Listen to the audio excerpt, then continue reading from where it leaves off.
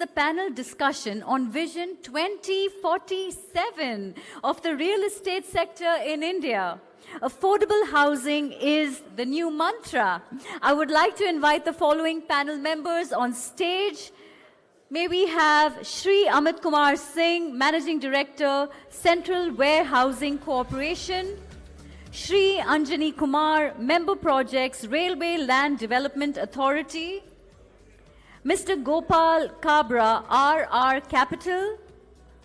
Shri Tribhuvan Adhikari, CEO and MD, LIC Housing Finance Limited. And Shri P. Srinivas Reddy, Executive Director, Rajapushpa Properties Private Limited. I would also request Shri Ghulam Zia to moderate this discussion. Okay, so if we begin, and I can imagine the pressure will be immense as the first formal session. और उस formal session को justify करने के लिए हम सबों को जाहिर सी बात है कुछ अपना we have to give our best. And I'm sure the kind of panel that I am gifted with today, we can get the best out of you to really put a vision for the country for the next 25 years. That's exactly where we are starting today. तो चूँकि आज हमारा focus इसी पर discuss करना है कि अगले 25 साल में हम कहाँ होंगे और उसके लिए I am privileged to have panelists who are from infrastructure, from real estate, from financing as well as from building materials. तो ये एक जो मिक्स है ये मुझे यकीन है कि मुझे बहुत मदद करेगा उस मैसेज को आप तक पहुंचाने के लिए जिसका जो ऑब्जेक्टिव मुझे दिया गया है विजन ऑफ इंडिया के लिए. जो थोड़ी देर पहले हमने जो रिपोर्ट आपके सामने पेश की वहाँ से शुरुआत करते हैं ताकि ये ताना बाना ये कनेक्ट उससे इस्टेब्लिश हो. ये जो हम अगले 25 साल में चाहे आप इसे अमृतकाल कह लें या और कोई नाम आप इसे देना चाहें, इसमें जब हमारे कदम बढ़ रहे हैं तो पहली चीज़ तो कन्विक्शन की बात है कि यकीन की बात है कि हाँ बिल्कुल हम उस दौर में पहुंच गए हैं कि जहाँ पर अगले 25 साल हमारा वक्त होगा, हमारा टाइम आ गया है. तो जब इस कन्विक्शन के साथ हम इस डिस्कशन को आगे बढ़ाएंगे तो सबसे पहले तो मैं शुरुआत करना चाहूँगा हमारे उन स्टेक होल्डर्स के लिए, उन स्टेक होल्डर्स की तरफ से जो नॉर्मली जिनके बारे में ज़्यादा बात नहीं होती. हम पिछले कम से कम 6-7 साल में हमने देखा है कि कोविड का जब वक्फा आया तो उस समय भी इकोनॉमी एक बहुत ही बहरान से, एक डिप्रेशन से गुजर रही थी. उसको रिवाइव करने के लिए गवर्नमेंट स्पेंड इम्प्रूव हुआ. और गवर्नमेंट स्पेंड कहाँ होता है? गवर्नमेंट स्पेंड डेफिनेटली इंफ्रास्ट्रक्चर पे होता है. हम हमारा इंफ्रास्ट्रक्चर तैयार कर रहे हैं एंड ओवरऑल हमारा मुल्क एक कंट्री इन द मेकिंग है जहाँ पर जिस कदर काम इंफ्रास्ट्रक्चर पे हो रहा है उतना दुनिया के किसी मुल्क में, किसी खित्ते में नहीं हो रहा.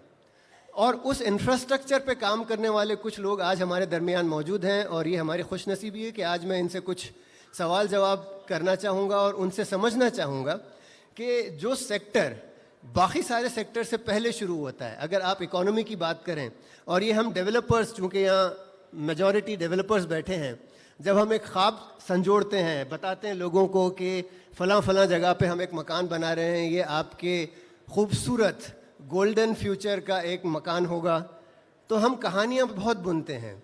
लेकिन ये देखा गया है कि उनमें से कई सारी कहानियाँ अक्सर मुंह के बल गिर पड़ती हैं क्योंकि इंफ्रास्ट्रक्चर वहाँ नहीं है. आपने 40 किलोमीटर दूर मकान तो बना दिया लेकिन वहाँ पहुँचने के लिए ना रोड है, ना इंफ्रास्ट्रक्चर है, ना कुछ है, ना कोई जॉब्स हैं, ना कोई और चीज़ साधन आसपास है. तो रियल एस्टेट के लिए सबसे पहले ये समझना बहुत आवश्यक है कि इंफ्रास्ट्रक्चर ग्रोथ कैसी हो रही है. और उसके लिए सबसे पहले अमित कुमार सिंह जी, मैं आपसे शुरुआत करना चाहूँगा कि एक और चीज़ जो रियल एस्टेट डेवलपर्स जो यहाँ बैठे हैं पिछले कुछ वक्तों में इनका एक न्यू फाउंड लव मैं कहता हूँ, वेयर हाउसिंग सेक्टर. आज से शायद 5 साल 8 साल पहले रियल एस्टेट और वेयर हाउसिंग का कोई नाता नहीं था, लेकिन पिछले चंद सालों में ये चीज़ बहुत बदली है. आज पिछले कुछ दिनों में शायद हम और आप कुछ ऐसे डेवलपर्स से मिल के आए हैं, उनमें से शायद कुछ यहाँ मौजूद भी होंगे, जिनका फ्यूचर ग्रोथ वेयर हाउसिंग पर भी बहुत हद तक निर्भर कर रहा है. तो जब ये तब्दीली हमारे सामने आई तो आपका क्या इसके बारे में टिप्पणी होगी? सर, आप तो वेयर हाउसिंग सेक्टर से ताल्लुक़ रखते हैं, आज से चंद साल पहले तक शायद वेयरहाउसिंग सेक्टर में ग्रोथ सिर्फ और सिर्फ गवर्नमेंट इनिशिएटिव से हो रही थी. आज गवर्नमेंट प्लस प्राइवेट सेक्टर भी उस वेयरहाउसिंग सेक्टर में एंटर कर चुका है. तो मैं आपसे कुछ in short I would want to talk to you about आप किस तरह का ग्रोथ देख रहे हैं इस सेक्टर में, क्या नए चैलेंजेस हैं, और आखिर में आपकी तरफ से कि किस प्रकार रियल एस्टेट सेक्टर वेयरहाउसिंग से जुड़ सकता है. Over to mister Amit Kumar Singh sir. Good afternoon to you all. Thank you, Jia. And first of all, I would like to say that I love the way you started your the presentation on the research report. ये सिर्फ figure और number की बात नहीं है, ये passion है, जज्बा है जिसकी बात है. तो I think that is what it matters. And I would also like you to recall what the Honorable Venkaiah Naidu ji mentioned.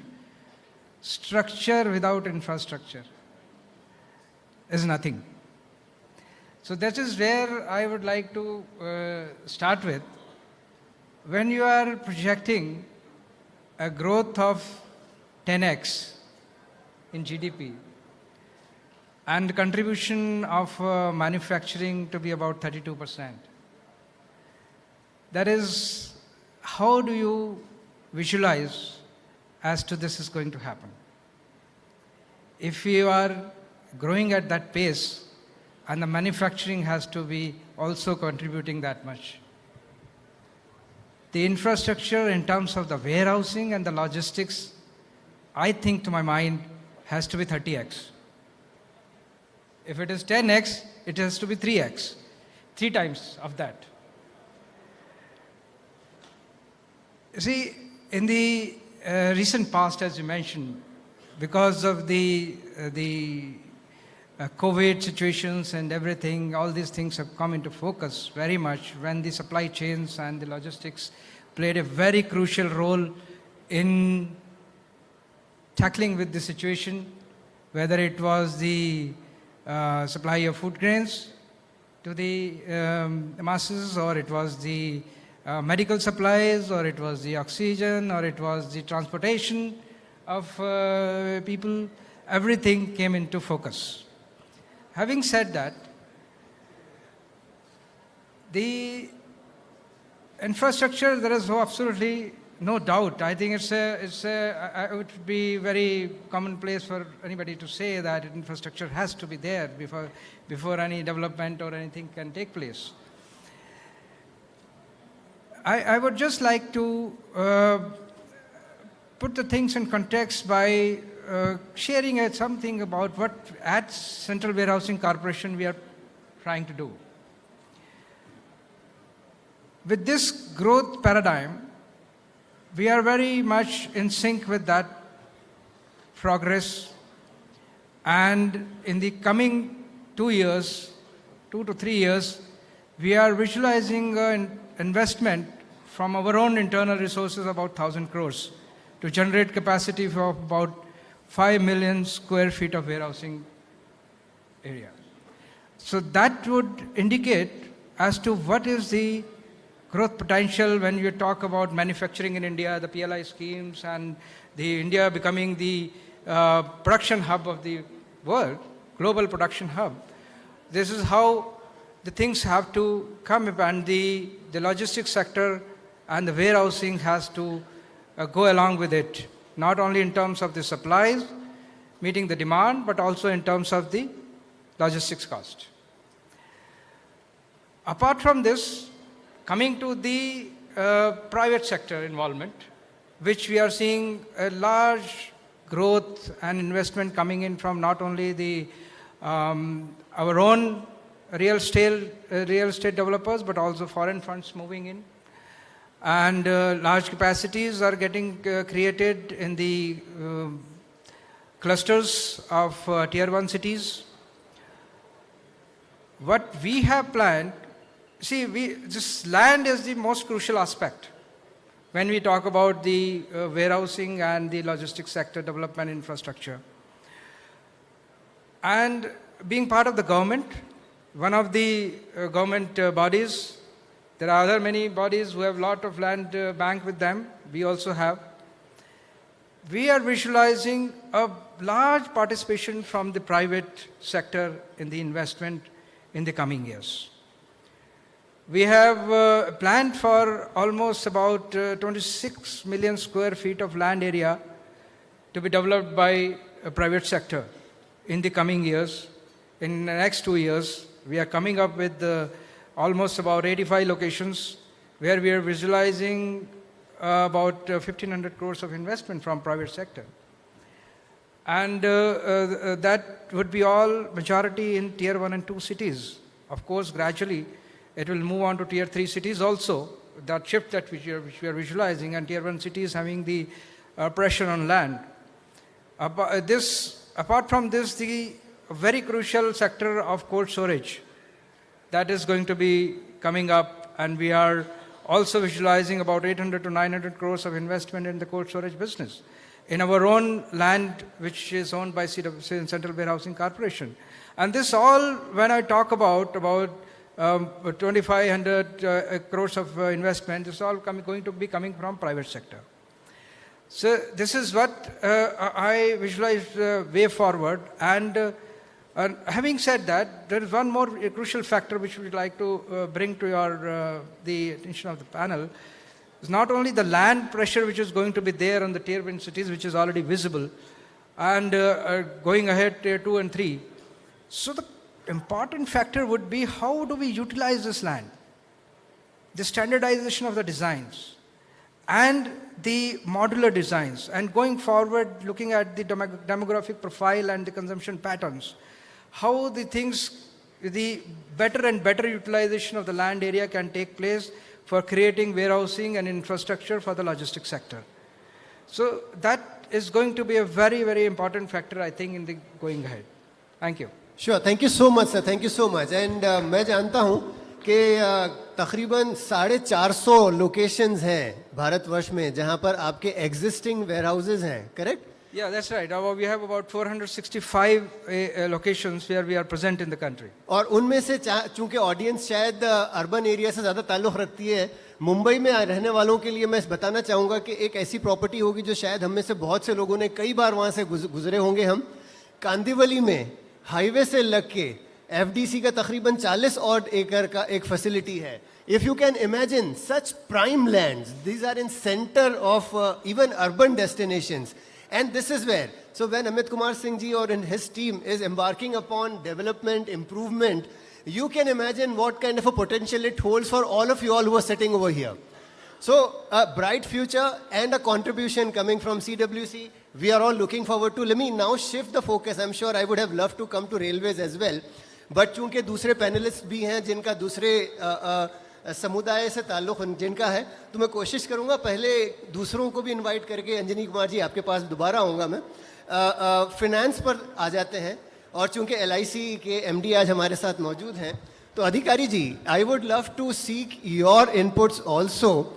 How the industry is today, and because we are all, most of them are from real estate industry and housing is their mainstay.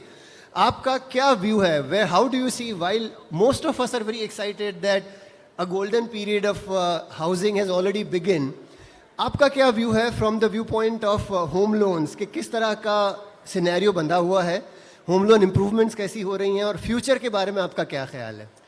Well, thank you, Zia sir. As you said, I don't need to go beyond. आप लोगों ने अपनी report पेश की है, 10x GDP growth and etc. तो किस तरह हमारा रियल एस्टेट सेक्टर और होम लोन ग्रोथ जाने वाला है, quite evident है. Yes, as a finance company, yes, our role is going to be very, very important, क्योंकि ये जो हाउसिंग सेक्टर है, रियल एस्टेट में जो ग्रोथ की हम बात कर रहे हैं, that growth will require finance. It will require to be funded. And I think we play a very important role in that.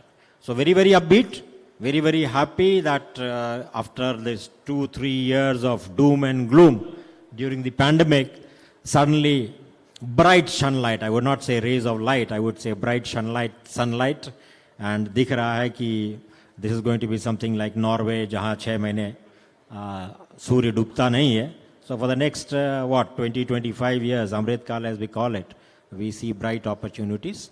हाँ, as a housing finance company, opportunities बहुत सारे हैं. लॉट ऑफ डिमांड जो हम देख रहे हैं वर्तमान में मार्केट में, there is a lot of demand and the demand is not only coming from tier 1, it is coming in from tier 2 and tier 3 cities as well. तो that is a good thing. It is not वो 7 वो कहते थे ना 7 top cities वहीं growth हो रही है वहीं डेवलपमेंट हो रहा है, ऐसा नहीं है.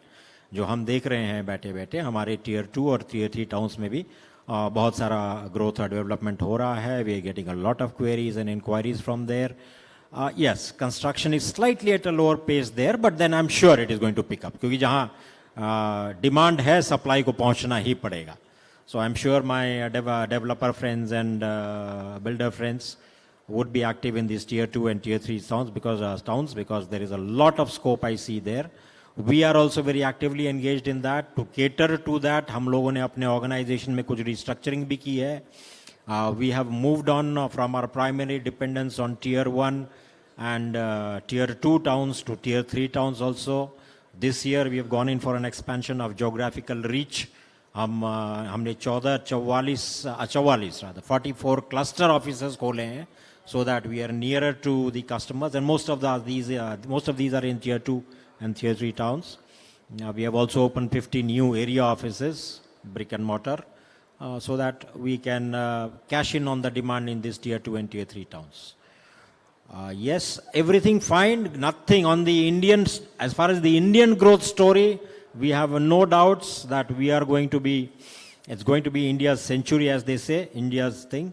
Yes, some clouds in the international horizon. Internally अगर हम देखें तो एक वरी जो थोड़ी बहुत मुझे परेशान तो नहीं कहूँगा पर हाँ सोचने को मजबूर करती, इन्फ्लेशन क्या हो रहा है. But again I personally believe ये सीजनल है. I believe it is seasonal, partly to do with rainy season and other things. हालांकि rains again July was fantastic, अगस्त बिल्कुल सूखा है. अभी रिपोर्ट पढ़ रहा था कि 33% डेफिसिट. होपफुली सितंबर में रेन्स वापस आ जाएंगे and this inflation will be tamed. Once that is tamed within the country there is nothing wrong. हाँ, international or global politics, global scenario, global climate, क्या होता है, Ukraine Russia, American presidential elections, थोड़ा बहुत recessionary trends in US and Europe, we have to be wary of that. But as a housing finance company we are upbeat. Funds की हमें कोई कमी नहीं है. My developer friends who are there all attached to NAREDCO, you are all I would say the top of the developers. We have a strong faith and belief in developers from the NAREDCO community. I know you have your own ethics, your own standards of delivery and forbearance. All of you are most welcome to LIC Housing Finance. And my people know, मैं ये कहने के लिए नहीं कह रहा हूँ, there is a clear message down the line from the management of LIC Housing Finance that NAREDCO associated developers are to be given top priority and utmost help whatever is possible. So money पैसे की हम लोगों की कमी नहीं है. देखिए हम लोगों की सबसे बड़ा advantage, we are AAA rated company. ज़्यादातर हम पैसे बैंक से लोन में उठाते हैं या नॉन कन्वर्टेबल डिबेंचर्स के मार्फत लेते हैं, कमर्शियल पेपर्स के मार्फत लेते हैं. प्रॉफिट मेकिंग कंपनी है, ट्रिपल रेटेड हैं, तो बाज़ार से पैसा उठाने में कोई दिक्कत नहीं है. और हमारा सबसे बड़ा त्रुप का इक्का जिसे कहते हैं, ट्रम्प कार्ड, आवर प्रमोटर या हमारे पिताजी life insurance corporation of India है ना. तो खजाना बिल्कुल भरा हुआ है.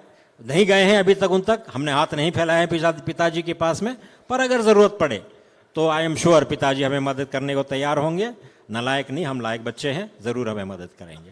Thank you so much sir. That's very heartening to know that आप लोगों को फंड्स की कमी नहीं होगी. आपके जितने एम्बिशियस प्लान्स हैं उनके लिए LIC इज़ अवेलेबल. और अधिकारी साहब पर्सनली कमिट कर रहे हैं कि इन सारे आपके प्लान्स के लिए वो रॉक सॉलिड आपके पीछे खड़े होंगे. सर अब मैं दोबारा इंफ्रास्ट्रक्चर की तरफ आना चाहूँगा. अंजनी कुमार जी, पता नहीं हमारे यहाँ बैठे हुए लोगों में से कितनों को इल्म है इस बात का कि रेलवे भारत के टॉप 2 लैंड ओनर्स में से आता है, या टॉप फर्स्ट है. I think arm forces are top. Armed forces are top and number 2 land holdings in railways. How many of us were not aware? Please note this, that railways is the biggest landowner besides the arm forces. और आज हमारी खुशनसीबी है again कि हमारे साथ मौजूद हैं अंजनी कुमार जी। ये मेंबर प्लानिंग बोर्ड हैं रेलवेज RLDA में, और RLDA का पिछले कम से कम 8 या 10 साल से मेरा इनसे नाता रहा है, शायद उससे ज़्यादा होगा।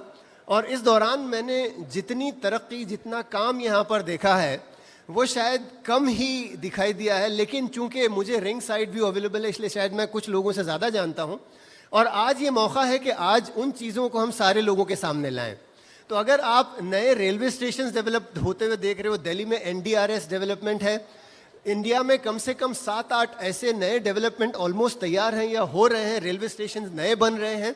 उसके अलावा कम से कम 17-18 लैंड्स का ट्रांजैक्शन हमने, नाइट फ्रैंक ने RLDA के लिए पिछले 2 साल में किया है। ये lands all over the country है, इंक्लूडिंग टॉप सिटीज़, बेंगलोर में है, मुंबई में है, दिल्ली में है, हरियाणा में, वेरियस सिटीज़ में है। और ये सारे सिटीज़ का जो डेवलपमेंट हो रहा है इन लैंड्स का, यहाँ पर RLDA comes out with bids, and many developers like you are coming in to participate in those bids and developing all kinds of urban development, residential, commercial, retail and so on and so forth. So Anjani Kumar जी, इतना सारा काम हो रहा है लेकिन उस पर focus नहीं हो पा रहा। आज भी जब दुधीजा जी से भी बात हो रही थी, आपसे भी बात हो रही थी कि इतना काम होने के बावजूद फोकस नहीं होता। जिस प्रकार CWC का तो मोस्टली लैंड्स जो हैं वो प्रोमिनेंट नहीं हो पाती, लेकिन रेलवे में for example, I don't know how many people sitting over here even aware, हमारा अपना मुंबई का Chhatrapati Shivaji terminus, are we aware it is under redevelopment right now. एक एयरपोर्ट की तरह की फैसिलिटी बन रही है और उसके अलोंग साइड कम से कम 3 प्राइम रियल एस्टेट प्रॉपर्टीज तैयार होने वाली हैं। और यही नहीं, आज मुंबई के बेहतरीन डेवलपमेंट्स अगर आप इमेजिन करें, अगर किसी को पता है बधवार पार्क क्या चीज है, there can't be any property better than Badhwar Park in Mumbai, in Cuffe Parade. These are properties that railways are managing. In Carter Road, you have a few properties all over the city. And these are the best in the country I'm talking about. Can you imagine when these properties are coming up for redevelopment? In Bandra, I'm aware, in Bandra West, next to Getty Galaxy Gemini Theatre, 16 acres. Can you imagine the kind of land that RLDA has, and unfortunately not many of us are aware of. So here it is, it's an opportunity for us. Sir, please educate us all. The real estate sector needs to know, इतना बड़ा आपका plan है, इसके बावजूद आप दिखाई क्यों नहीं देते sir? Can we have the mic please? Now it's working. नहीं, ऐसी बात नहीं है। Rail land development authority slowly but धीरे धीरे एक विजिबिलिटी पे आ रहा है और अपॉर्चुनिटीज़ काफ़ी सारी हैं जो हमारे साथ हैं। आपने जैसे बात की मुंबई की, बेंगलोर की, दिल्ली की, उसके अलावे भी काफ़ी सारे जगह पे, not only Tier 1 cities, Tier 2, Tier 3 cities में भी हमारी प्रॉपर्टीज़ हैं। थोड़ा हम इलेबोरेट करना चाहेंगे इस जगह पे, प्लीज सर, प्लीज कि रेलवे का जो सरप्लस लैंड पार्सल है, अभी आपने सुना कि आर्म्ड फोर्सेस के अलावे सेकंड रेलवे है जिसके पास लैंड एसेट काफ़ी सारा है। उसको मोनेटाइज करने की रिस्पॉन्सिबिलिटी हमारी है, रेल लैंड डेवलपमेंट अथॉरिटी की है। ये जो मोनेटाइज हम करते हैं डिफरेंट फॉर्म्स में करते हैं। कुछ जो वैकेंट लैंड पार्सल हैं उसको हम कमर्शियल डेवलपमेंट के लिए ले जाते हैं, लॉन्ग टर्म लीज के लिए ले जाते हैं। उसके अलावे कॉलोनीज़ हमारी बड़ी बड़ी हैं, काफ़ी हैं, उसको भी हम रीडेवलप करते हैं और साथ में मोनेटाइज करने का भी मेरा एफर्ट रहता है। जो वैकेंट लैंड पार्सल है वहाँ पे आप डेवलप कर सकते हैं और हमारे भी क्वार्टर बना सकते हैं। In addition to that, station state एक हमारा नया एरिया है जिसमें कि स्टेशन की जो बात आपने करी मुंबई की, उसके बारे में हम बताएंगे कि स्टेशन करीब 508 स्टेशंस का अभी रिसेंटली 6 अगस्त को जो ऑनरेबल प्राइम मिनिस्टर साहब ने जो फाउंडेशन स्टोन लेइंग किया है, उन सारे की ऑलमोस्ट सारे की planning rail land development authority ने की है। और majority of those stations are giving the opportunity कि जहाँ पे कमर्शियल डेवलपमेंट सब्सटेंशियल वॉल्यूम में किया जा सकता है। Out of those 508, I am telling रफली 185 स्टेशंस का हम लोगों ने स्टडी किया है, जिसमें we are expecting revenue potential of around 76,000 crore. तो अपॉर्चुनिटीज़ काफ़ी हैं। हम चाहेंगे कि जो रियल एस्टेट प्लेयर्स हैं सारे जो नारेडको से जुड़े हैं और भी हैं, सभी हमारे साथ जुड़े। अपॉर्चुनिटीज़ काफ़ी हैं, पार्टिसिपेट करें हमारे साथ। And this is something which I would want you to look at. You are the next pole bearer for Naredco. Sir, आज तक मैंने इंफ्रास्ट्रक्चर को रियल एस्टेट से जुड़ते हुए नहीं देखा। कम से कम मेरे लिए पहला मौका है कि जब ऐसे दिग्गज लोग बैठे हुए हैं जो आपको बता रहे हैं कि इस मुल्क में क्या किया जा सकता है। तो मैं चाहता हूं कि आप जब नरेडको का अगला पड़ाव जब आपके साथ शुरू हो रहा है तो मुझे यकीन है कि will see more of them, we'll see their involvement a lot, because they are the ones for next decade or two, they are the ones who will be creating immense amount of opportunities for all of you. तो इसके बाद थोड़ा सा आगे और बढ़ते हैं, और चूंकि डेवलपमेंट, काबरा जी आखिर में आपके पास आऊँगा, प्लीज़ मुझे माफ़ कीजिए। उससे पहले रियल एस्टेट डेवलपमेंट की अगर बात करें तो रेड्डी साहब, Srinivas Reddy ji, as a development side, what do you feel, like you have just seen so many opportunities being discussed, why are most of these developers not getting too excited?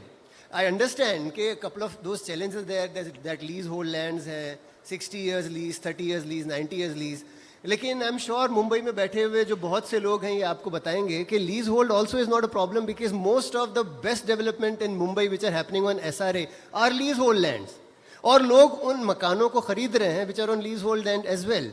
So even that is demolished. So what is it which is keeping the established developers away from participating with the government to create the new India? ताकि real estate and infrastructure, private sector and government finds a symbiotic relationship and move in the next direction of Amrit Kal. Over to you, Mr. Reddy. Thank you, Jiyaz. It's good to see you all in my home city of Hyderabad. I welcome you all. Everybody has come from different parts of the country, and I hope you are enjoying the Hyderabad hospitality. Thank you. Yeah, there are many challenges, as you said, when we take on some of the government leased lands. It's the transparency that's little bit difficult still. I mean, we have come a long way in the last 15 years. Since I've been in the real estate for the last 17 years, I've seen a sea change in how we started and now where we are in. And before I start this, let me tell you, start with some numbers. Today, our workforce is about 520 million. Now by 2047, it's estimated to be around 730 million. Now the delta that's there from now to 2047 is more than total European Union workforce. Now imagine what kind of development that we need to get, infrastructure, everything to be in place for that kind of expansion that we need to have, for the quality of life that we should. And it's not only the government sector, there are quite a few lands everywhere. Now that urbanization, we have only 3% of the land that's urban land. I mean, 97% is still rural, and 70% GDP comes from the urban cities. So the way we should look at is the city planners. It's very important the mass transit systems are in place before the development is planned, before the development takes place. As far as the vertical towers and vertical heights are concerned, as Mr. Venkaiah Naidu said, yeah, there should be a fine balance between that and the environment that lot of discussions are happening now. But still, I think developments should go hand in hand with the climate and environmental change. With this development only, we can give the future workforce the jobs that we need by then. So, infrastructure is very, very important for any developer to get their project to commence and get the resources for their development. And state and local bodies and the national government should give us the right infrastructure, right climate to get with our developmental activities. And we developers, we are very, very happy with this kind of development that is happening in the country. And what we have seen is just a trailer, and the real picture is going to come in the next 20 years, I feel. Thank you. Thank you mister Reddy. Kabra ji, अब आपकी तरफ आते हैं। हमारा और आपका भी बहुत पुराना नाता है और हम अक्सर हमारे डिस्कशंस, हमारे डिबेट्स और आर्ग्यूमेंट्स चलते रहते हैं। और मैं जानता हूँ आपका पैशन कंस्ट्रक्शन मटेरियल और कंस्ट्रक्शन मटेरियल की एफिशिएंसीज और स्पेशली आपका फोकस चूँकि इलेक्ट्रिकल गैजेट्स एंड वायरिंग्स पर है। मेरा सवाल आपसे उसी संबंध में है कि जब इतना बड़ा ग्रोथ हो रहा है, हम अगले 25 साल में 10x का ग्रोथ हम देख रहे हैं, तो इस ग्रोथ फेज में how do we maintain that same pace on raw material production as well? अब तक के हम चाइना की तरफ देखा करते थे, पिछले 4-5 साल में शायद कोविड के बाद से आत्मनिर्भर भारत का एक नारा जो उठा है, उसके बाद काफ़ी सारा इंडियन प्रोडक्शन भी है। तो I would not want you to be focused only on electrical and wiring etc. because you're part of the construction material side. I would want you to take that larger scope and help us understand कि ये जो इतना बड़ा vision है हमारा अगले 25 सालों में, कैपेसिटी बिल्डिंग किस प्रकार होगी? क्या इंडिया ऑन इट्स ओन, आत्मनिर्भर भारत क्या इस चीज़ को भी मुकम्मल कर पाएगा, और we will have to also depend on global resources to help us reach that stage of economy development that we are talking about? Kabra ji, देखिए, जो अभी बात चल रही है ना, 2047 में 39 ट्रिलियन की इकोनॉमी में 32% मैन्युफैक्चरिंग होगा। तो मैन्युफैक्चरिंग होगा तो कोई हम इम्पोर्ट डिपेंडेंस रॉ मटेरियल के तो होगा, क्योंकि जो रॉ मटेरियल है यहाँ पर है। लेकिन सवाल यह कि कैपेबिलिटी एक्सपेंशन, जो कैपेसिटी एक्सपेंशन पे मेरे को लगता है कि सभी कंपनियां, जिस तरह रियल इस्टेट के लोग भी सोच रहे हैं, तो हमारे बहुत सारे वर्टिकल है, तो सभी में हमारा एक्सपेंशन है। और मैं तो जो ये इकोनॉमी 2047 का फिगर है, जो मेरा ग्लोबल एक्सपीरियंस है, आज समझो हमारी कंपनी, आप जानते हैं कि 95 कंट्री में हम लोग बिजनेस करते हैं और खुद एक्सपोर्ट करते हैं। अगर एक्सपोर्ट पे भी पूरा फोकस किया जाए, नॉट ऑन वाइट लेबलिंग, मैं वाइट लेबलिंग के बहुत खिलाफ हूँ, क्योंकि हम क्या कर रहे हैं, मजूरी कर रहे हैं। आईफोन के लिए फ़ोन बना के देंगे, हमारा टॉप लाइन बढ़ जाएगा। लेकिन मैं उनमें से चाहता हूँ कि इंडियन कंपनियाँ जो अपना खुद का ब्रांड बनाती है, वो एक्सपोर्ट करती है, उस पर अगर सरकार बहुत ध्यान दे, वो सस्टेनेबल मॉडल होगा। देखिए, दुनिया ने पहले चाइना को आगे बढ़ाया, वेस्टर्न वर्ल्ड है, you can not trust western world. मैं ओपन प्लेटफॉर्म में बोलता हूँ, ये एक आपको बहुत आगे बढ़ाते हैं और कोई ना कोई कारण से आपको दबा देंगे बाद में आगे। जब हमारी ग्रोथ बहुत हो जाएगी तो शायद will be a bad boys. लेकिन अगर हमारी कंपनियां, हमारे प्रोडक्ट जो है इंडियन, अगर खुद के नाम से अगर अपना ब्रांड करके अगर माल बेचेंगे, मैंने आर्टिकल भी दिया था, ET में इंटरव्यू भी दिया था, वो हमारा बहुत सस्टेनेबल मॉडल होगा। अब जहाँ तक है लोकल की डिमांड, तो सारे कॉरपोरेट जो है वो उसके लिए तैयारी कर रहे हैं और तैयारी चालू है। हालांकि हम लोग उसमें पीछे हैं, क्योंकि मैं अभी भी मानता हूँ कि जो भारत का भविष्य है वो न सरकार समझ रही है, न हमारे जैसे मैन्युफैक्चर समझ रहे हैं। चूँकि मेरा खुद का ग्लोबल एक्सपोजर है, इसलिए मैं उसको अलग ढंग से ले रहा हूँ। So we are going fastest, और वैसे भी हम 23 साल से वर्ल्ड में सबसे फास्टेस्ट ग्रोइंग कंपनी है। So I don't think so any issues रहेगा। जहाँ तक रॉ मटेरियल है, इतनी असुविधा नहीं होनी चाहिए। बाकी टेक्नोलॉजी से, सेमीकंडक्टर है, चिप्स है, सब में इंडिया इन्वेस्टमेंट कर रहा तो इलेक्ट्रॉनिक हो गया। बाकी रॉ मटेरियल सीमेंट, सरिया तो हमारे पास खुद का है, एल्यूमिनियम हमारे पास खुद का है, तो इतनी कोई असुविधा नहीं लगती है। सो सर, यही एक चीज़ मेरा ख्याल है, अगेन नरेटको से उम्मीद है कि जिस प्रकार पहला सवाल मैंने आप लोगों के लिए सामने रखा था कि इंफ्रास्ट्रक्चर से रियल एस्टेट को जोड़ा जाए, उसी प्रकार रियल एस्टेट के लिए ये भी इम्पॉर्टेंट है कि अपने रॉ मटेरियल्स की सप्लाई पर भी गौर करें। ये आपका बैक एंड वहाँ पर है, तो इसके लिए भी मेरा ख्याल है नरेटको के लिए ये थोड़ी जिम्मेदारी बनती है कि मैन्युफैक्चरर्स का भी क्या सिचुएशन है। अगर आपको ग्रो करना है उतने 10x के लिए, तो उनको भी आपसे जुड़ना ज़रूरी है। तो somewhere I think some agenda point can be picked up from Neredco side to also see how you can put together the raw material producers also, connect with them, so that we also have some visibility of how ये जो आप जिन challenges की बात कर रहे हैं उनको कैसे address किया जाए। शायद आप कुछ कहना चाह रहे थे। नहीं, मैं बताऊंगा कि इसमें आपकी कंस्ट्रक्शन एक्टिविटी में इनोवेशन की बहुत आवश्यकता है। मैं अभी हॉलैंड में कॉन्फ्रेंस में था, तो एक आर्किटेक्ट ने पूरा प्रेजेंटेशन दिया था कि पुरानी बिल्डिंग को तोड़ा और उसी के रॉ मटेरियल से उसको यूज़ करके उन्होंने बनाया। और नेरेटको wants, I can arrange that video and all presentation, it's a very nice presentation. दूसरा उन्होंने दिया था कि स्टील की क्वालिटी जो इम्प्रूव करके, अभी टेक्नोलॉजी इम्प्रूव करके they are using 32% less steel. तो वो सारे इनोवेशन में लगाना पड़ेगा कि हमारे कम रॉ मटेरियल में कैसे हम मजबूत उसको अच्छे से बनाएं, not at the cost of quality compromise, लेकिन सारी इनोवेशन पे ध्यान देना पड़ेगा। तो एक रॉ मटेरियल की जैसे स्टील है एग्जाम्पल, इनको 100 टन चाहिए, अगर 30% कम होता है तो 70 टन लगेगा, तो अवेलेबिलिटी अपने आप हो जाएगी।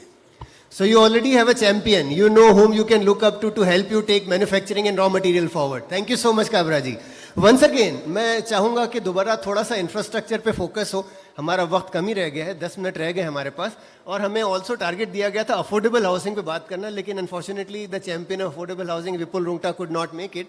तो ये वो सब्जेक्ट है जो शायद मैं छोड़ दूंगा, बाकी दूसरे पैनल के लिए डिस्कशन हो सकता है इस पर. तो इसी एक सब्जेक्ट पर पूरी तरह से फोकस किया जाए, उसके साथ जस्टिस किया जाए. इसके लिए मैं दोबारा आप दोनों की तरफ आना चाहूँगा. एक क्विक रिस्पांस आपसे मैं ये चाहूँगा कि सर, इंफ्रास्ट्रक्चर का जो और भी एक दो जगह प्लेटफॉर्म पे बात आपने भी बात की कि infrastructure growth, while you are not directly connected to transportation etcetera, लेकिन फूड गारंटी की बात आपकी तरफ से आ रही है अमित कुमार साहब. आपने जो कोल्ड स्टोरेज वगैरह की बात की, और आपकी तरफ से ट्रांसपोर्टेशन का मुद्दा भी सामने आया है.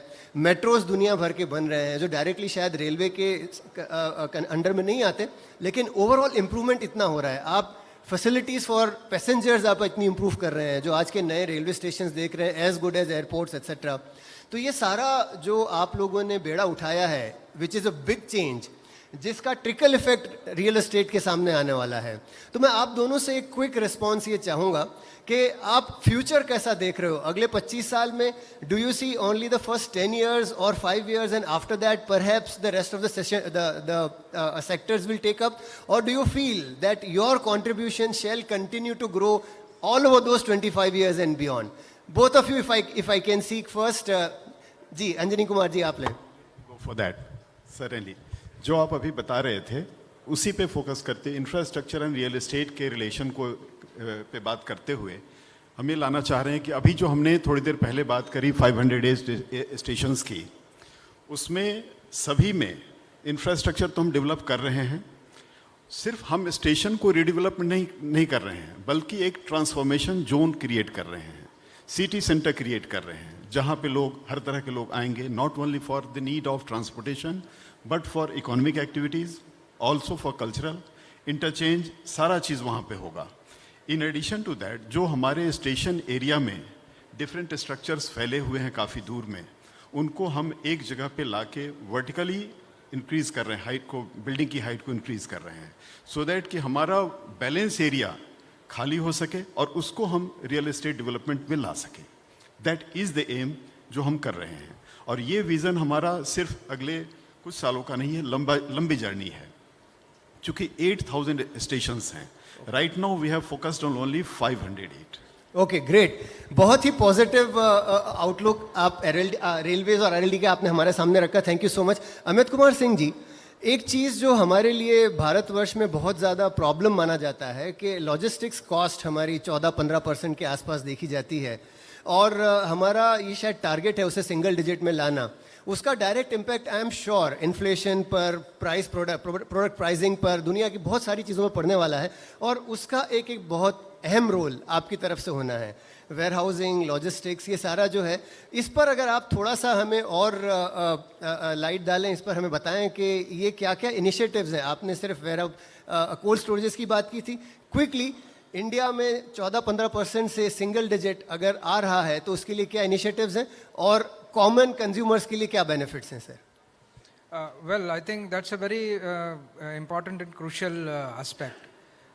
And infrastructure development is directly related to the logistics cost, is rather directly related to what the infrastructure development would take place.